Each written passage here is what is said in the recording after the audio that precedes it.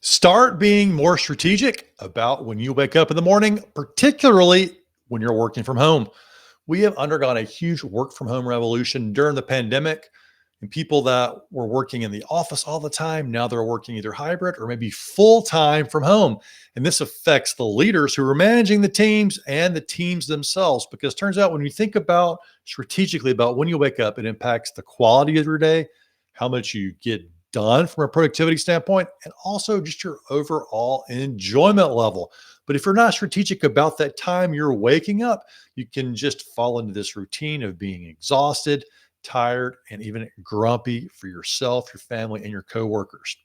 So the first thing to think about is this specific time of day. Now you'll notice here I have my Chucktown Bocce League t-shirt.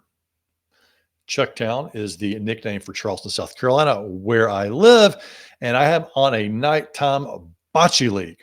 Now, when I have bocce league, it often goes later on in the evening, and that actually impacts the calculation for when I wake up. So, for example, I have bocce league tonight, so I gave myself permission to sleep in a little bit later. Now, sleeping in a little bit later for me is instead of waking up at 5 a.m., I actually woke up at 6:30. And by 7 a.m., I'm making breakfast for my family and getting us all ready for school and for work activities. If I were to wake up at 5 a.m., I might get a little bit more work done, but I would be getting more tired and exhausted by the evening time.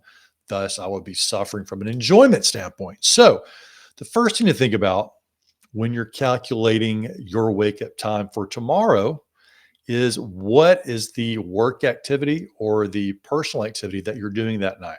If you're going to be staying up a little bit later, give yourself a little bit of time to sleep in later. Now, on most days, I'm not doing late night activities.